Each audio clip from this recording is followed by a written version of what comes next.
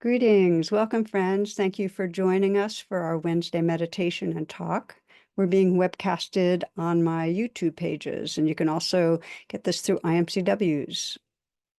Let's begin together, as we do each week, with the intention to arrive in presence. So you might become still. Let the attention go inward, and perhaps simply feel the gentle movement of the breath, the inflow and the outflow of the breath.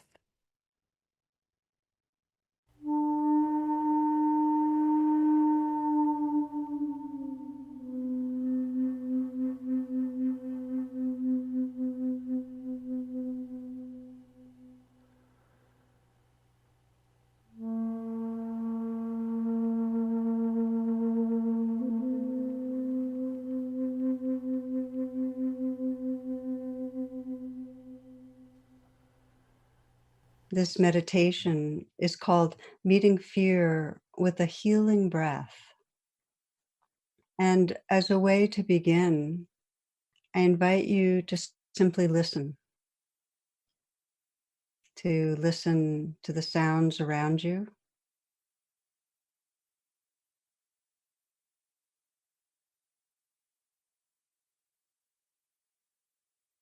listening to the words that you're hearing, and also the spaces between them. Listening not just with your ears, but with your whole awareness in a global sort of way.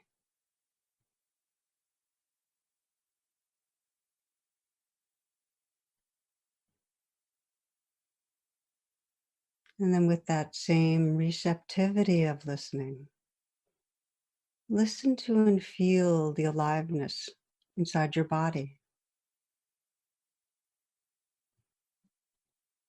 As you do that, you might sense what wants to let go right now.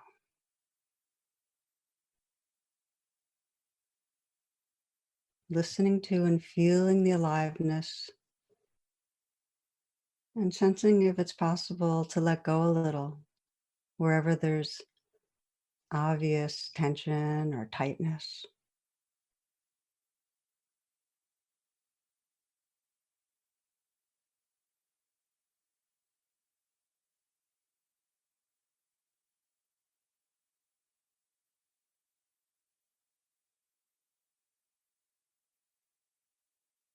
And with the same receptivity, we'll gently scan the body with a relaxed awareness, just noticing the life in the body. And we begin with the brow and the eyes, and invite you to explore softening your eyes. You can even sense the outer corners of the eyes slightly lifted, as if you're smiling into the eyes. And let the brow be smooth. And with that receptive, listening presence, just sense the aliveness in the whole region of the brow,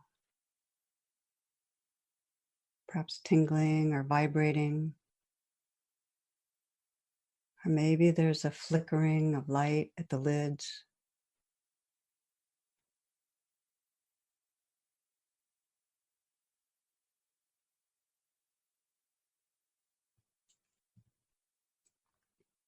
In the same way, bringing a receptive presence to the area of the mouth.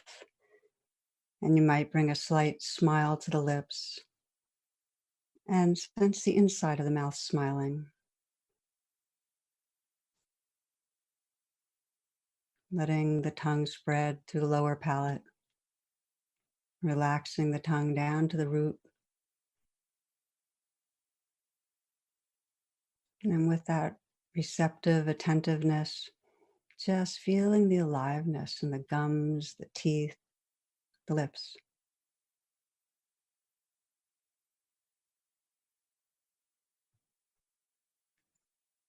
And letting that relaxation and ease spread through the face.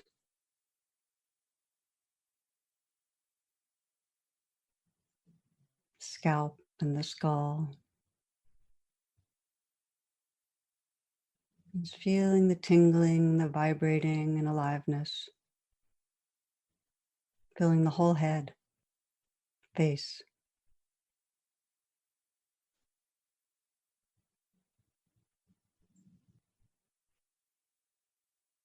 Now sensing and imagining the throat filling the neck and feeling that receptive, listening presence in the region of the throat, the neck. Aware of the sensations there, softening, opening.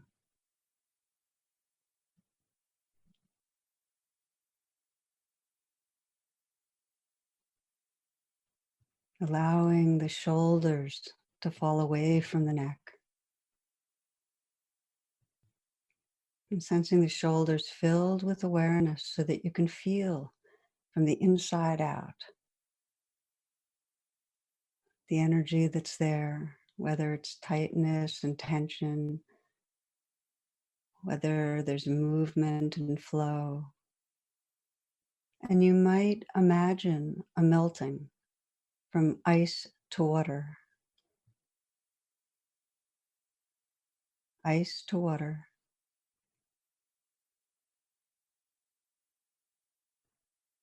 and then water to gas.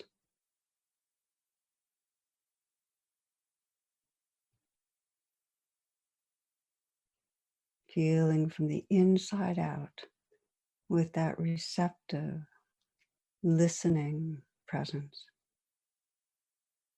The aliveness in the shoulders.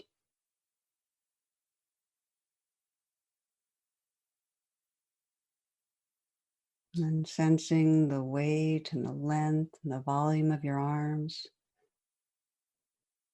Perhaps you can feel your thumbs and sense them filled with awareness, with sensation.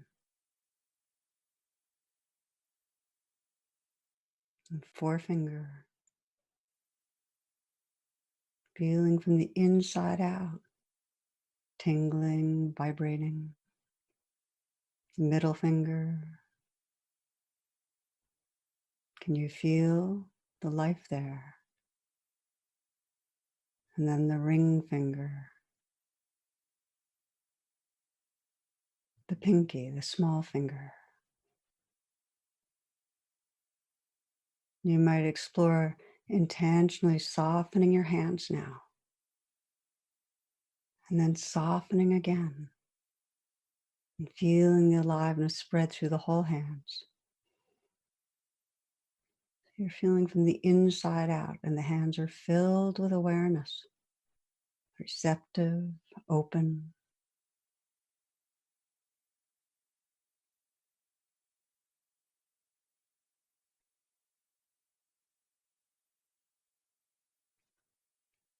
Letting the chest be open and feeling from the inside out the region of the heart. And you might visualize and sense the curve of a smile spreading through the heart to help make space for the life that's here. Receptive and open.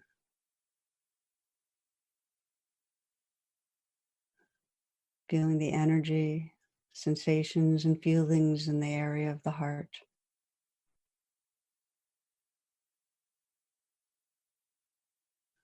Breathing with what you feel.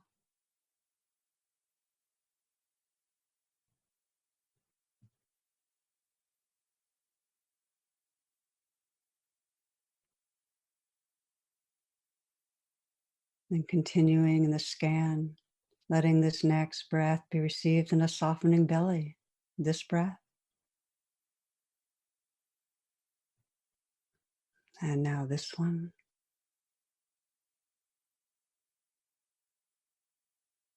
And again.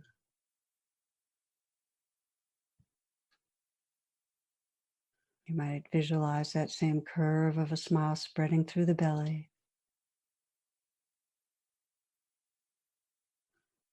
creating the space for the aliveness that's there.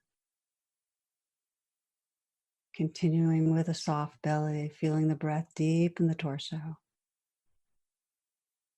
Relaxing and opening through the pelvic region.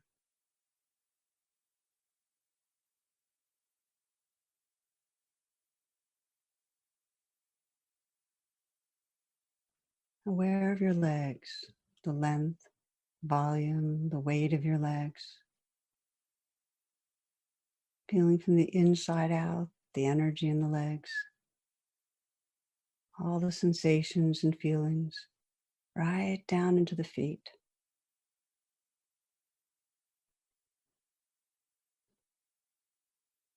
Perhaps in the feet you can feel from the inside out, the tingling, the vibrating.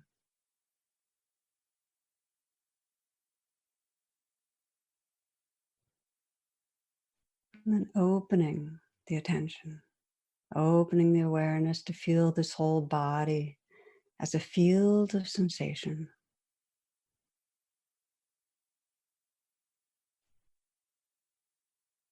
Not stopping anything or opposing anything.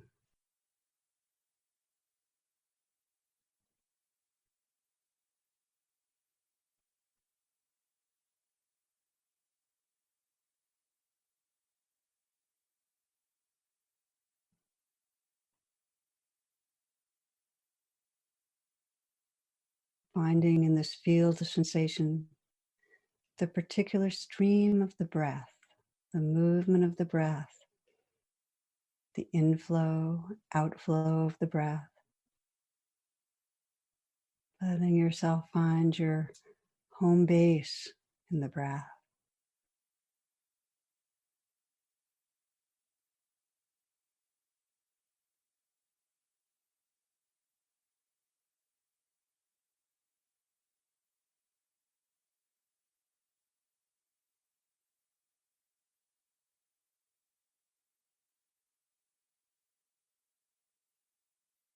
Breathing in, softening the belly, letting the in-breath fill you.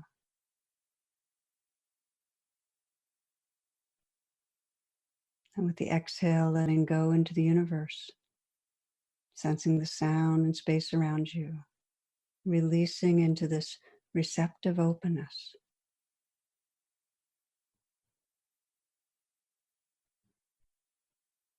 So with the in-breath, a receiving of soothing energy, healing energy. And with the out-breath, a releasing and a letting go.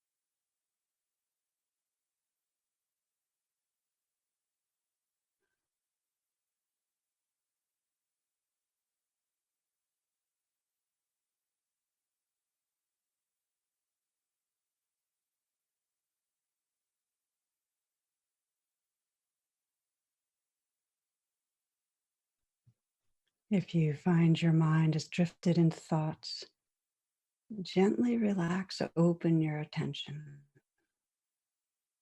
listening to the sounds around you.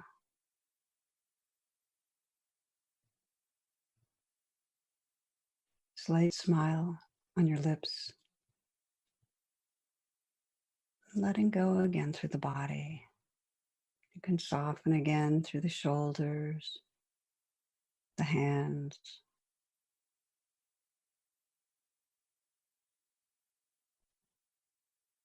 Relaxing your belly, relaxing your heart.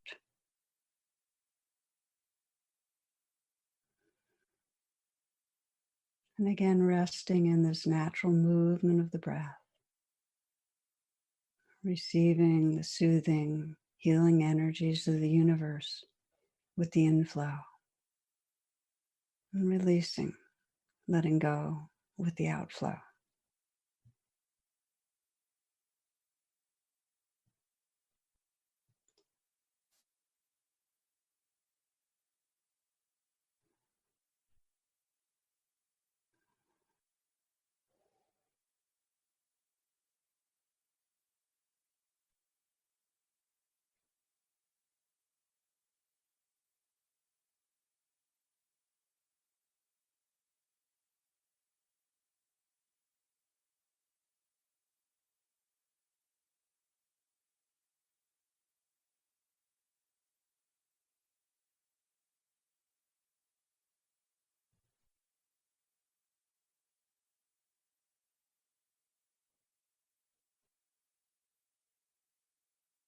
If you're noticing any tension or pain or fear in your body and your heart, you might let the breath directly go to that place of vulnerability,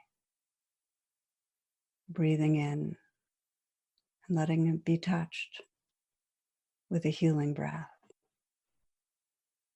and breathing out, allowing what's there to be held in a larger space, released into a larger space of presence.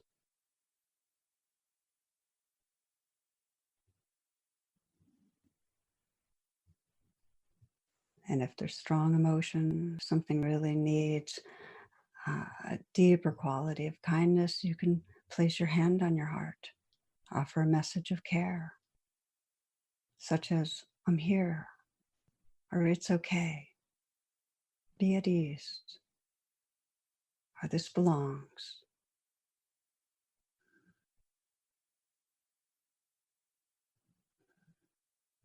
Moment by moment, breath by breath, coming home to a rhythm and a peace that's right here, letting in the energy and healing of the universe with the inflow, releasing, letting go with the outflow.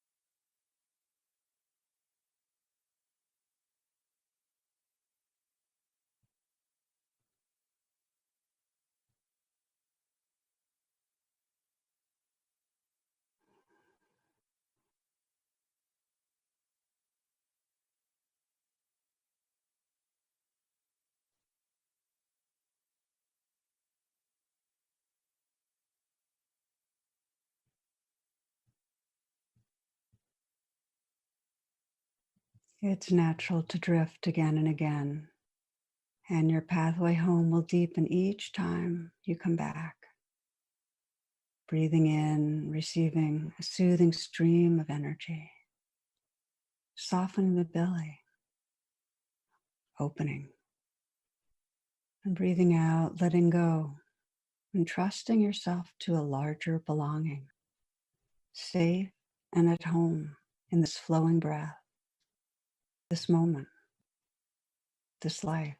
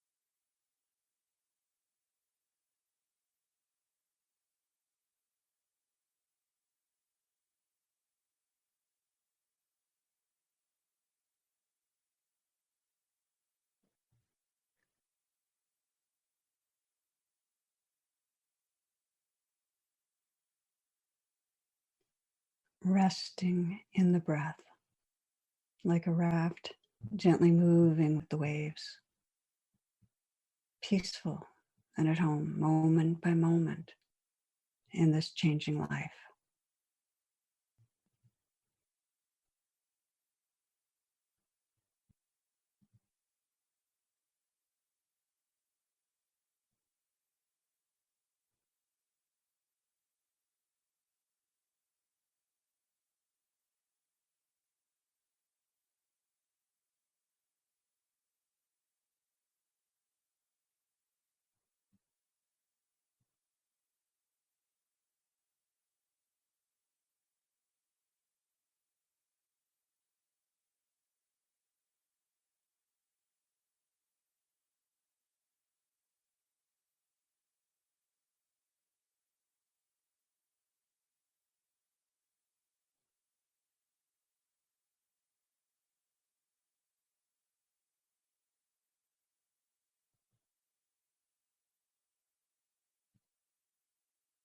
In these final moments, you might sense how fully you can let go,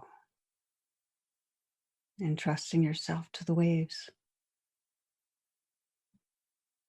resting in the waves, breath by breath,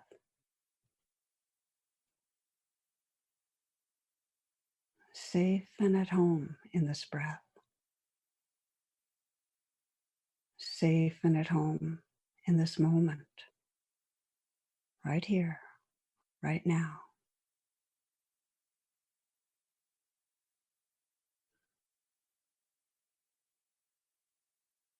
Safe and at home in this life.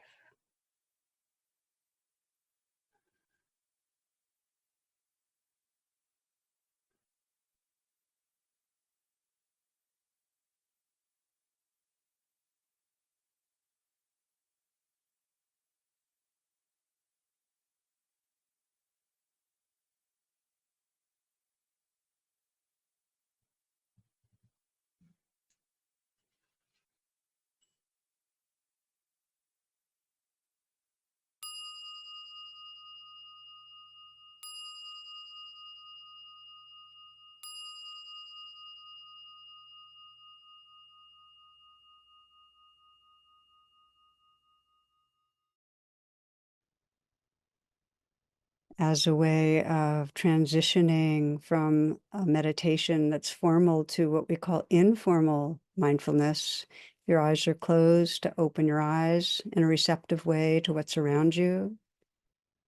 You might take a few full breaths, move slowly, and continue with mindfulness.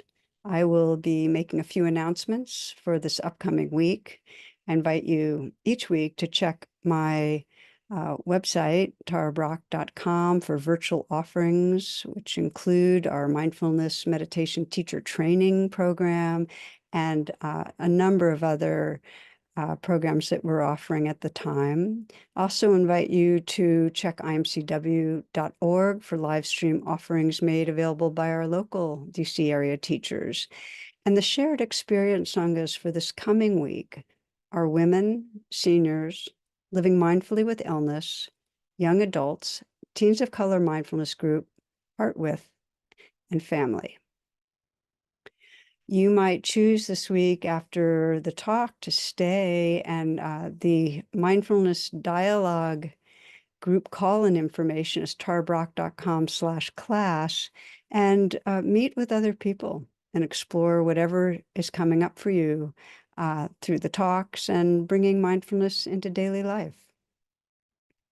Finally, many know the teachings are offered freely, and your donations really make a difference. So please offer only what you're able. We suggest $10. Some who can afford more offer more to cover for those who can't. But the bottom line is we appreciate whatever you offer. Truly, we feel gratitude.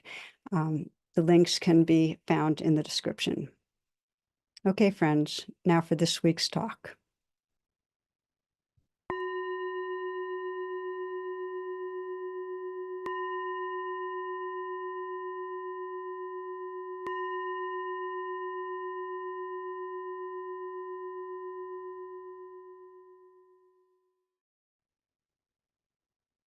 Namaste. Welcome, friends. So, this is part 2 of our series from the archives on desire and addiction. There's a quote from the author Willa Cather. She says, "There is only one big thing, desire, and before it, when it is big, all is little." Buddhist monk and scholar Walpola Rahula talks about desire as a tremendous force that moves whole lives, that even moves the whole world. This is the greatest force, the greatest energy in the world. Oscar Wilde, "I can resist anything but temptation." And this is Rita Rudner. She says, "I love to shop after a bad relationship. I don't know, I buy a new outfit and it really makes me feel better. It just does. Sometimes I see a really great outfit. I'll break up with someone on purpose." So it's important to be light. We all know the force of wanting, of unhealthy desire. And from the Garden of Eden on, most mainstream religions teach about the power and the dangers of desire in a way often that feeds self-mistrust, and for many brings up a lot of shame and aversion towards natural longings.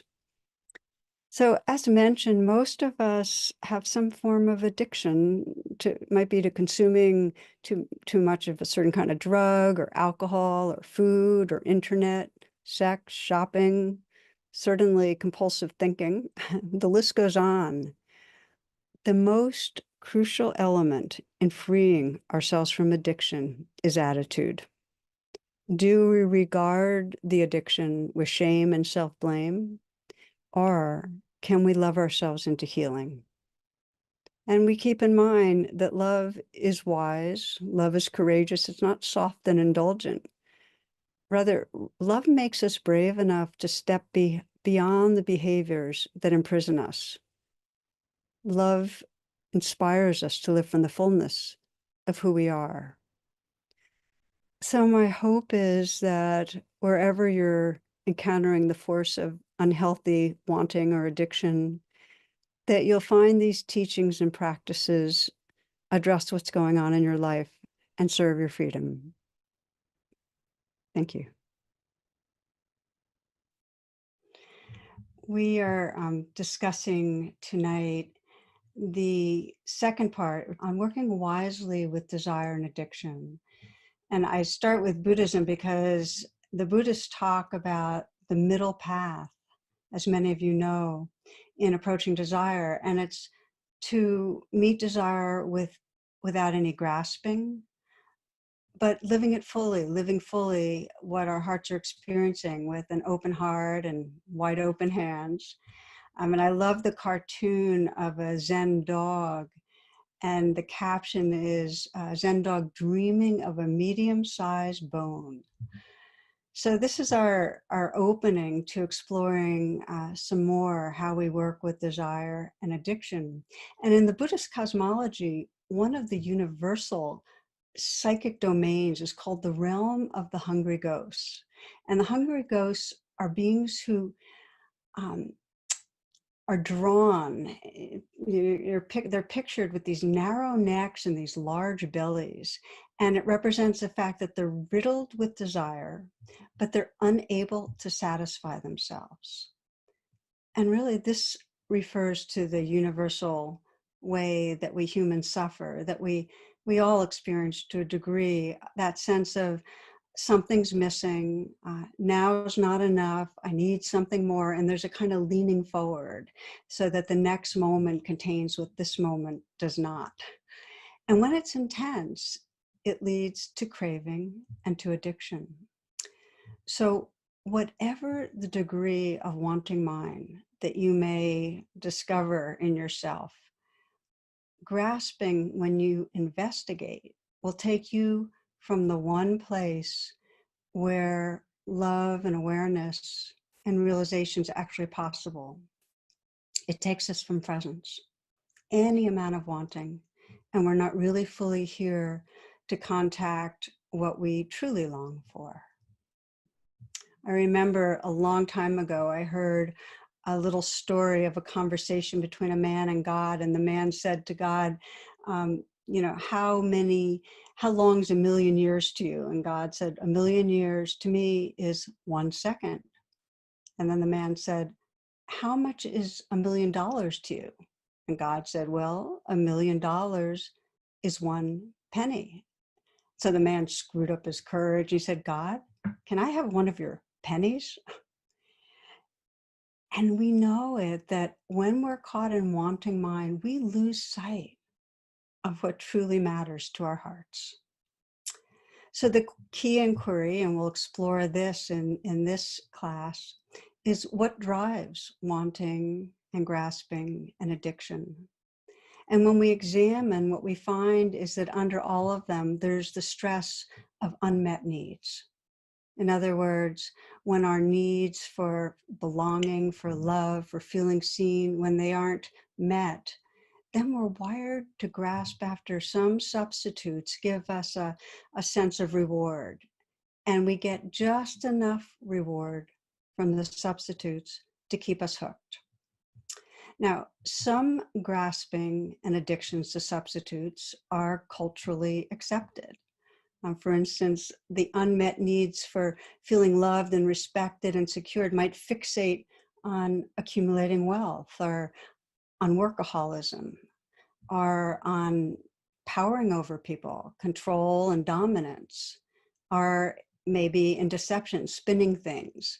It's assumed that'll happen. Or maybe our substitute is exercise and we over-exercise, we're addicted to exercise. I can speak personally that over the years, Jonathan, my husband, and I have kind of tracked where we go for substitutes, and the paired substitute we both end up going towards are a combination of caffeine and then overwork. I mean, there's some soothing and pleasure and reward from feeling productive. And we have shifted our caffeine intake over the years. We both now drink matcha tea, which has, in many ways, is a very healthy green tea. And it's still a addiction. It's not for us, because if I stopped, let's say tomorrow, I would have a headache and I'm attached to it. And I wouldn't be as productive. So Jonathan, because of different challenges of sleeping, has decided he's going to try to wean himself and experiment for a month without the matcha tea. So I thought I'd share with you, I just sent him something I encountered.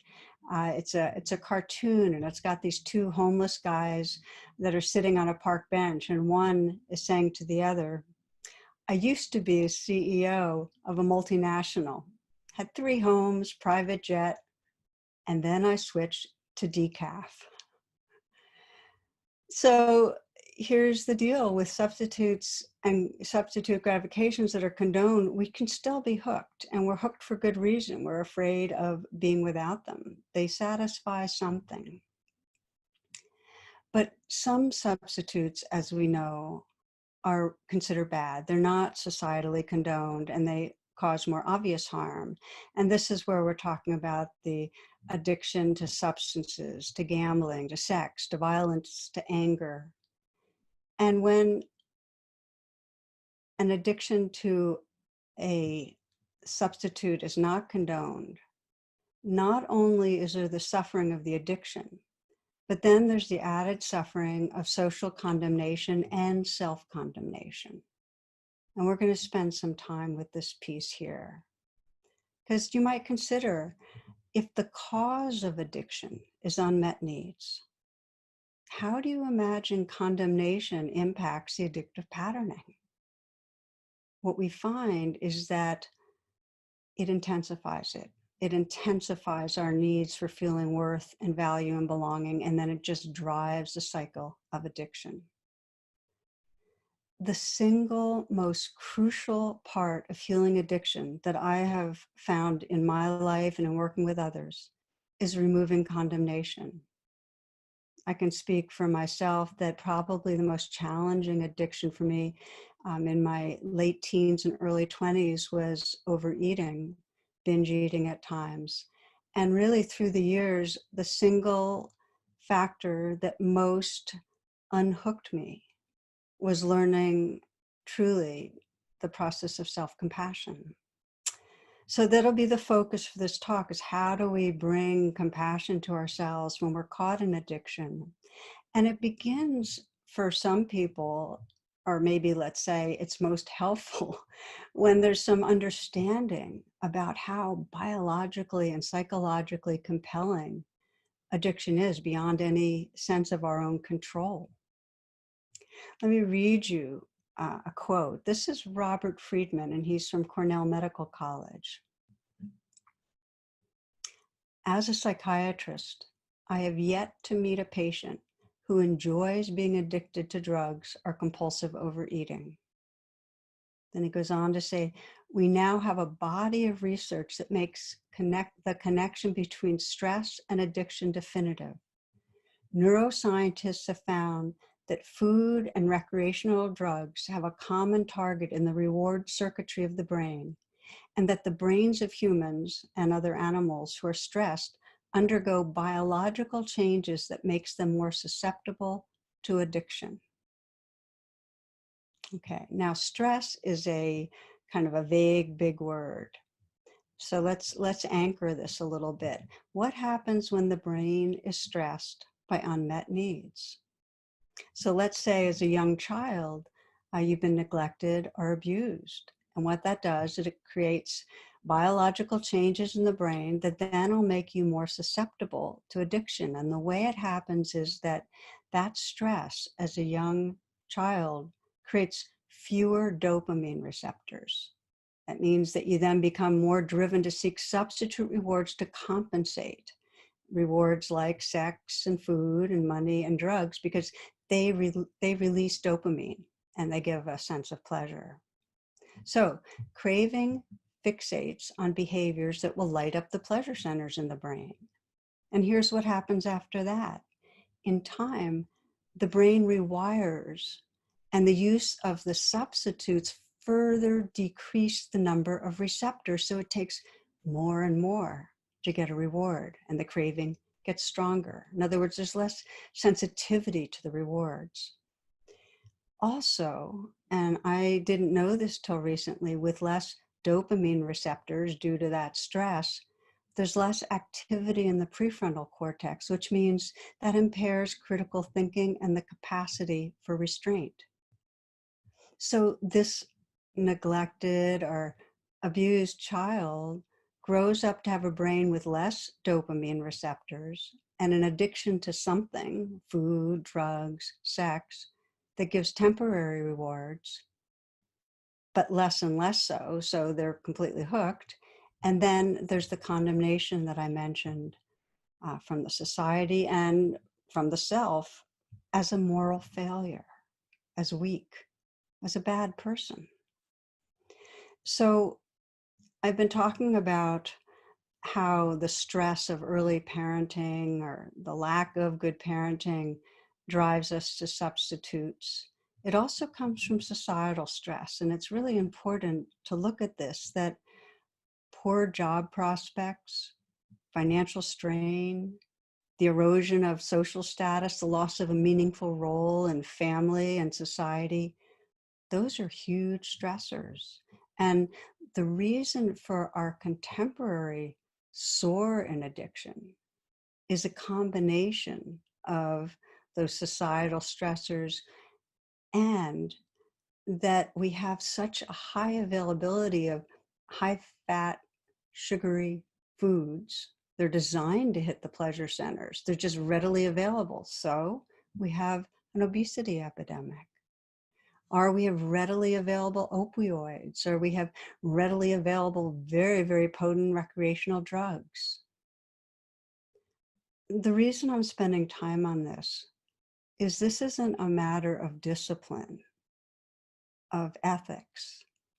When there's unmet needs, when there's a stress of unmet needs, either from early childhood or from our society, it creates the propensity for addiction. Anyone with a certain mix of adversity and stress can become addicted to harmful substitutes.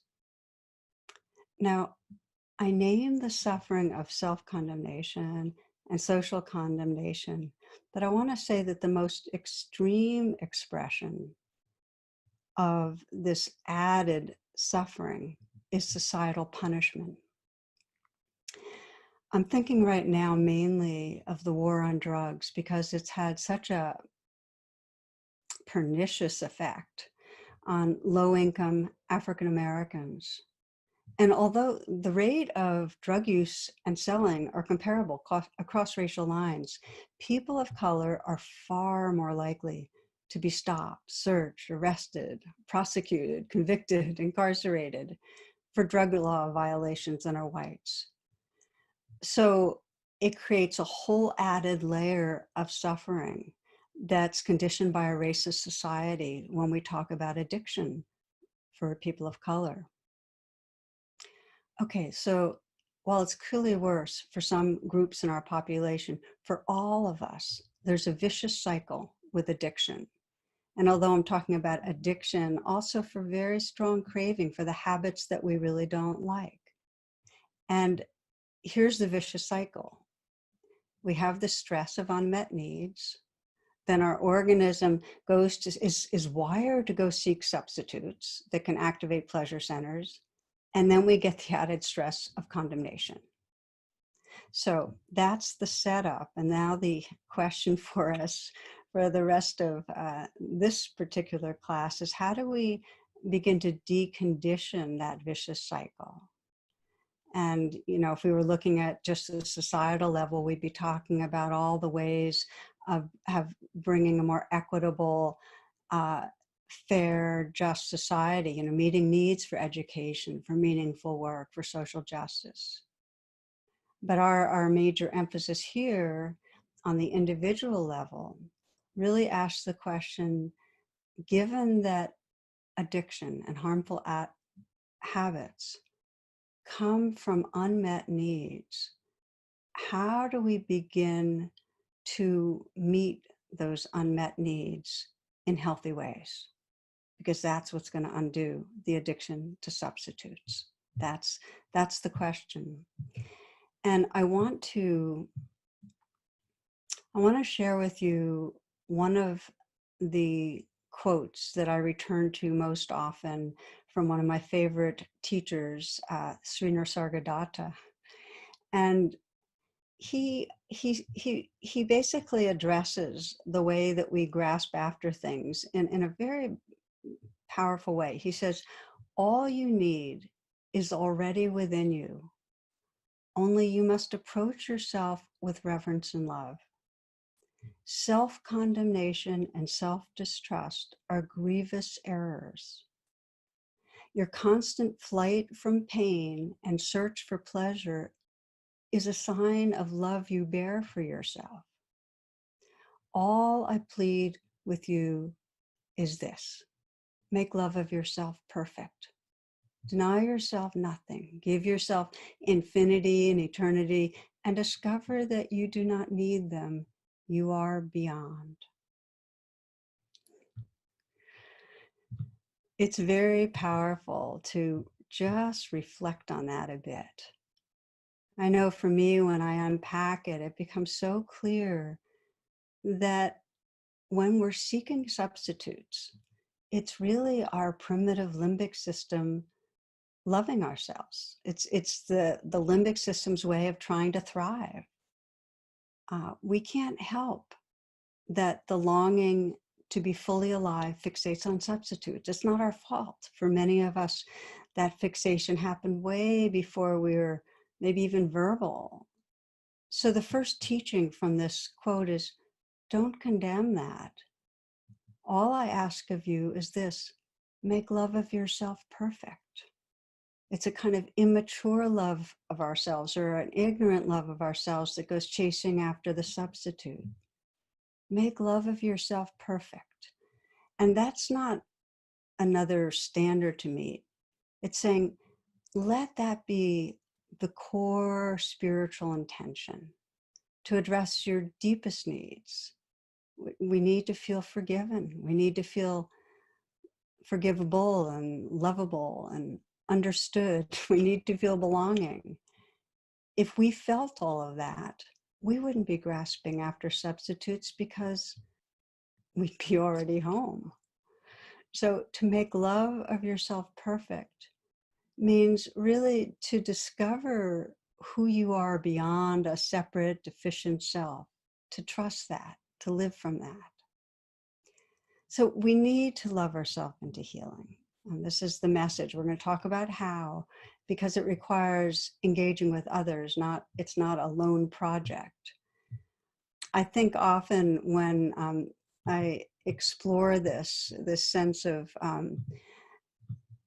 really recovery from addiction as a spiritual path, a waking up to who we really are, I often think of William Moyers because he was such an ardent recovery addict, still is. And after being free of crack and alcohol, I think 12 years, he was invited to speak at an MIT conference.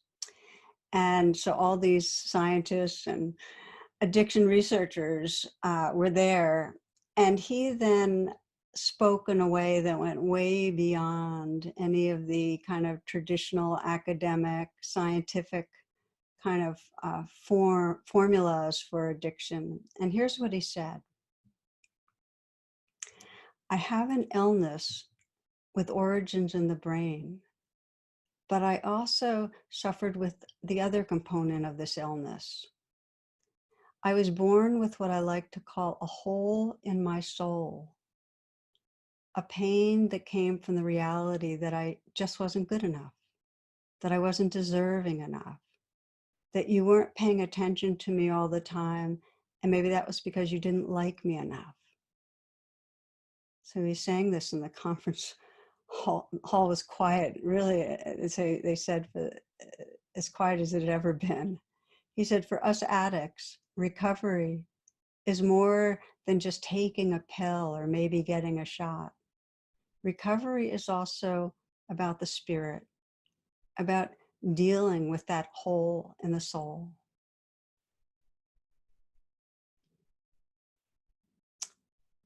So I think of that and I think, well, so what is that hole in the soul? And we can sense that it's that unmet need, that unmet longing for belonging, for connection, for communion, for oneness. And that as long as we take false refuge, is one way I think of it, in the substitutes, we can't discover that belonging. It's always there. There's that beautiful quote, love is always loving you. The love is always here, but we can't discover it as long as we're fixated on the substitute. So hole in the soul, it basically, he's saying recovery spiritual. It's a shift from identifying as this wanting, addicted self, a shift from calling ourselves an addict to sensing our whole being and our intrinsic goodness. So what I'd like to do now is just look more closely at what is the process of moving from condemning ourselves for an addictive behavior, we might call a bad habit, from condemning ourselves to really making love of ourselves more perfect. And I often teach using the metaphor from the Buddhist tradition of the second arrow. Many of you might remember the first arrow. When we get shot with the first arrow, we're shot with the arrow of the unmet needs, the suffering, the grasping. That's the first arrow. The second arrow is, I'm bad for this. I should be able to control it. There's a sense of personal failure at being stuck. And what happens with the second arrow is it strengthens the whole pathway of clinging because we feel bad about ourselves. And then we want to get away from that bad feeling and we go right for that same positive reward that has caused us trouble. So we need, if we want to break the addictive cycle, when we're caught in self-aversion, we need to be able to love ourselves into healing. And there are many processes that, can help us to bring kindness to ourselves in those moments. I'll share one story of a man who was at one of our residential retreats, and in a meeting he told me about uh, his addiction to anger and his temper, both at work and at home, and how he hated himself. He said, there's a beast in me and I hate it. It's ugly. He really, I could feel the aversion for being so out of control. And I asked him at one point, does that help to hate yourself that way? And he looked at me and said, no, I get it doesn't help, Tara, but how am I supposed to forgive myself when I'm hurting people I love? Well, I'll pause here and say that's the challenge, is that we condemn ourselves, and it's very hard to step back from that condemnation when we're feeling we're hurting ourselves or others. So I talked to him about what I've shared here about the second arrow, about how it actually locks us into the very behavior that we are so aversive to. And I asked him for now just to simply deepen his mindfulness to how he turns on himself. So he's really awake to those moments, because we can't change being at war with ourselves until we get familiar with it. So he did, and for a few days he was paying attention to that. And in one of his meditations, he remembered a recent event where he had come home from work, and he saw that his wife had not mailed a letter that he had asked her to mail, and it just brought up a rage. It's like, if you cared about me, if you loved me, you would have done what I asked. So he really creamed her. He really went at it, and then she reminded him that that was the day that she had gotten the result of a biopsy that she had been very, very afraid of, and she was okay in terms of the biopsy, but not okay with what had happened between them. And he was worse. He went back, he was reflecting on this in the meditation hall. He left the hall, went into his room, and he started crying. And he said, I can't help it. I just can't help it. Because, he had burst out at her and it had been just so out of control. And he had a memory.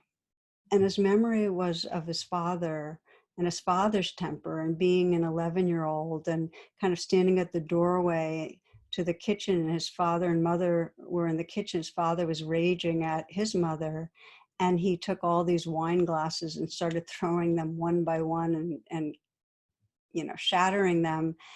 And then his mother was appalled. And then afterwards, he remembered his father begging for his mother's forgiveness, and realizing his father couldn't help it. He was possessed. And then realizing, wow, I'm possessed. So he shared that story with me, and I mirrored it back. And then I said, this anger, this rage that comes out, it's not your fault. It's really not your fault.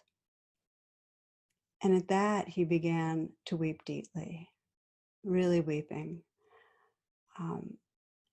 And we went on to talk. I said, you can learn to be responsible for your anger. You can learn to respond differently, but it's only possible if you let go of that blame and that self-hatred. And that was the beginning of him being able to relate to himself with a self-compassion that actually helped to meet the very needs that were driving his anger. It's not your fault. It brings up a lot for people when I share that. There's such a fear that if I forgive myself, if I say it's not my fault, it means I'm not accountable. I'm not going to be responsible.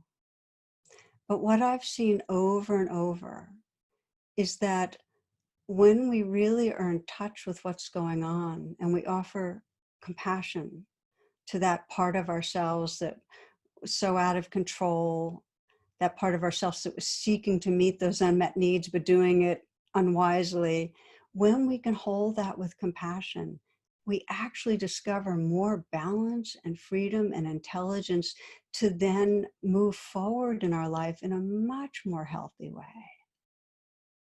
It's not a condoning of unhealthy behavior. Of course, we need to do whatever we can to protect ourselves and others, create boundaries, get all the support we can in changing behavior. But the bottom line is self-hatred will not inspire us to do so, and it will not heal us. Self-hatred will keep the cycle going. So for this man, it's not your fault, it kind of cracked that looping of behavior. Shame is profoundly binding. It's isolating. It's self-reinforcing of everything we don't want to be living from. There's a real power to others being with us through the addictive process. In the story I just shared with you, I was the one that mirrored back, it's not your fault. He needed to hear that from another person. He needed to sense that he was part of something larger. And I've seen in such a deep way, whether it's 12-step groups, or we have in the Buddhist community our spiritual friends groups called Kalyana Mitta.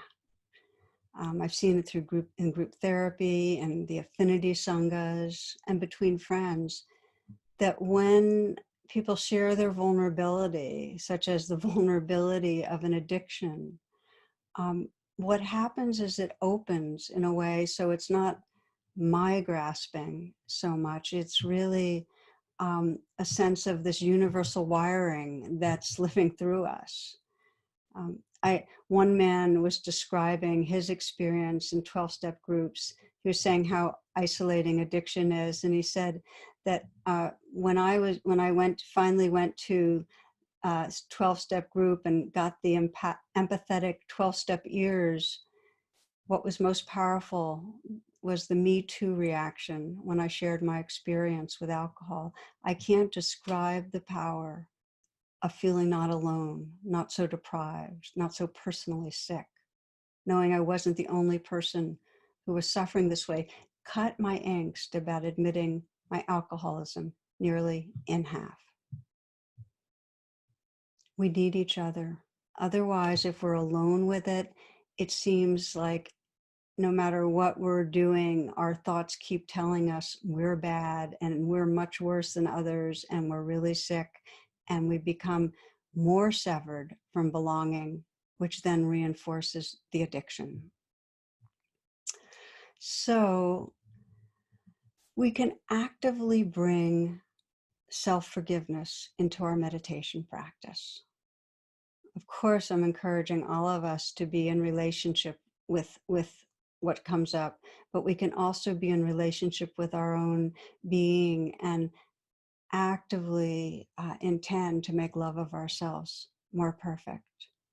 We can see the pain of the addiction or of the harmful habit and offer ourselves compassion, offer a message of care. For one woman, she was binging on alcohol and having a really hard time stopping, and it was affecting her family, affecting her life. Her pathway to making love of herself more perfect was that every day she wrote a letter from her future self, or what you might call her high self, her most awake heart, to the part of her that felt addicted. She wrote a letter every day from her high self to the part of her that felt addicted, and she shared some of the phrases she'd write, and it's like this: "You're trying to feel better. It's not your fault, but it's not working. Please remember what your heart truly longs for. Remember your pure heart. I love you. I'm with you. I'll always love you, no matter what." And she described, after months of just writing this daily letter to herself, that something softened. And there was more heart space for her to hold the vulnerability within her. And she started letting go of that second arrow, the shame. And that, again, was the opening, as so many have experienced, into being able to make choices that really served her life. Now, you might be listening and saying, well, I don't have a major addiction, but we all have habits we wish could change, ways that we consume or exercise, ways we get with others defensive or blaming. So easy to judge these habits and to have an undercurrent of kind of cynicism towards ourselves, not liking ourselves. And to be able to remember, no matter what habit we're looking at, what addiction, it's still a misguided effort from our more primitive brain to thrive. And that the healing is by making love of ourself more perfect. So enough of words in this way. I'd like to invite you to explore this with me and have a chance this class to explore letting go of the second arrow. So take a few moments to find a way of sitting, becoming quiet, and we'll practice how to work with addiction, loving ourselves into healing.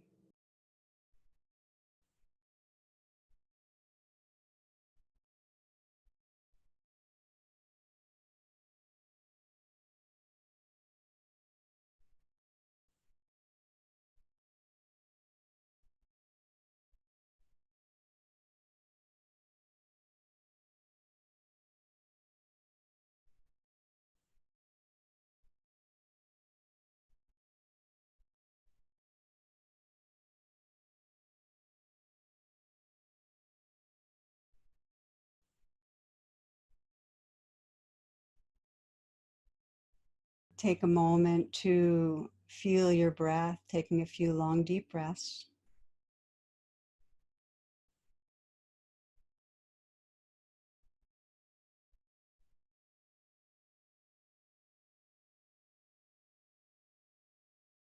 And then letting your breath resume in its natural rhythm.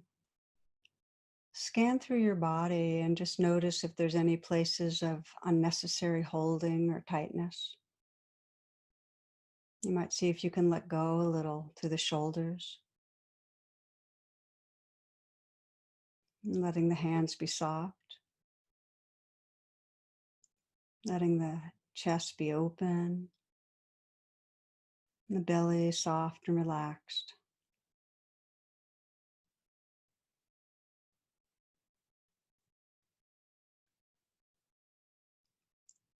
Then scanning your life, bringing to mind some addictive behavior or maybe some other kind of stubborn, unhealthy behavior that does feel out of control, in some way harmful to your life, to your body, to your relationships, or your spiritual life. It might be a behavior of over consuming food or an addiction, overuse of a substance, maybe anger, maybe something where you feel a kind of codependence with others, blame.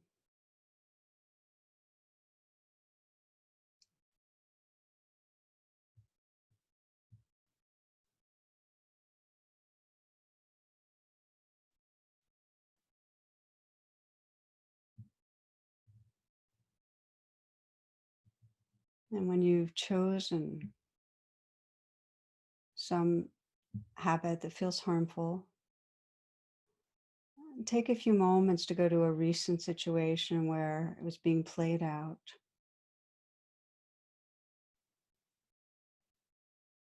And so you can get a little more close into how it's harmful to yourself or to others. What's the worst part of this for you?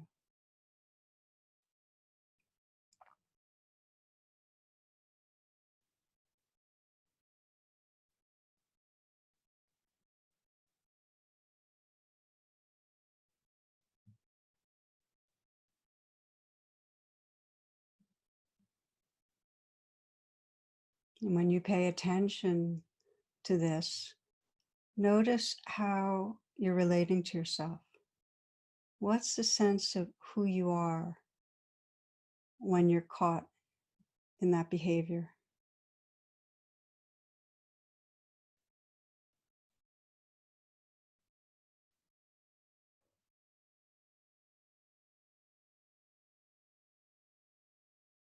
What kind of person are you?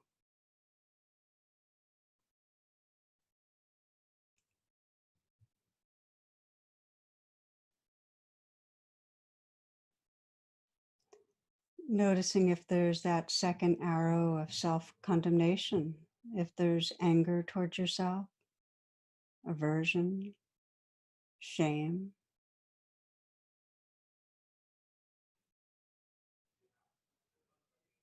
Notice what you're believing about yourself.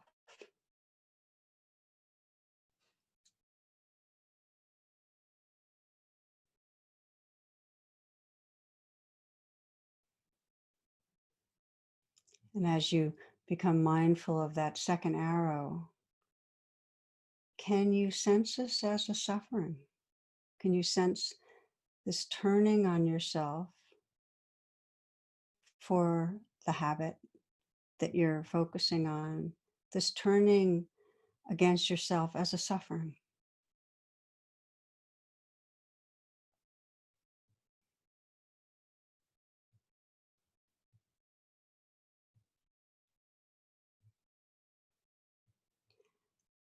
Now call on your most awake, wise, and caring heart, your high self, who you're becoming as you wake up.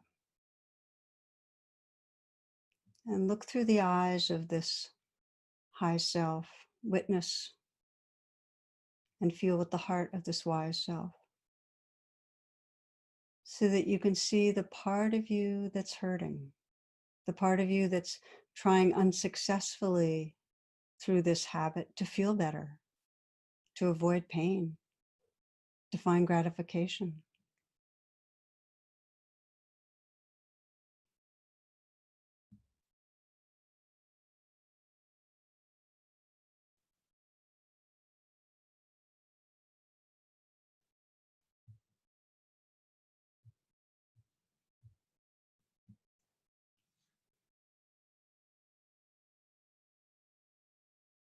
And from the perspective and heart of this wise self, what do you most need to remember?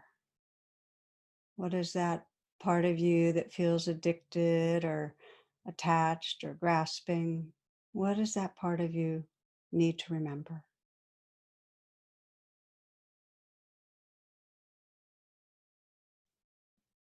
What does the place that's judging need to remember?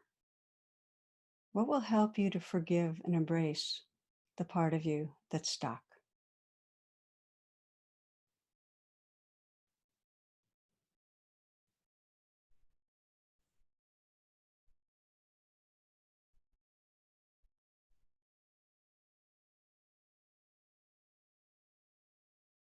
Again, what will help you to forgive and embrace the part of you that's attached to a substitute, that's stuck in some addictive way?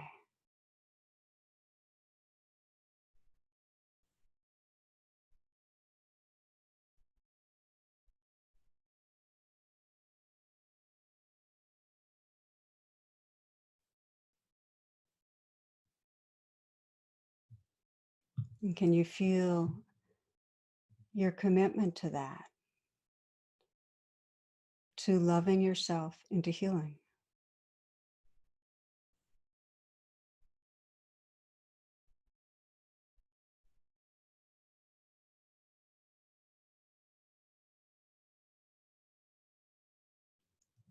We'll close again with the words of Sri Nisargadatta.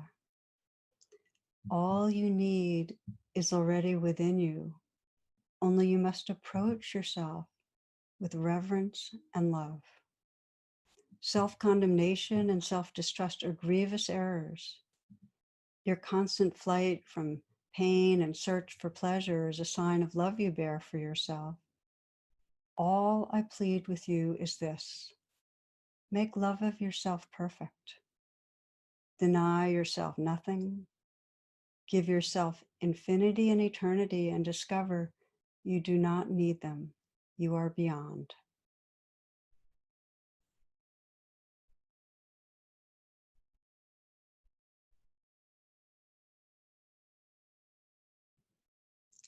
So, my friends, thank you for your attention, for engaging with what can be some of the most challenging domains of the human heart. And I'm wishing you all blessings. Namaste.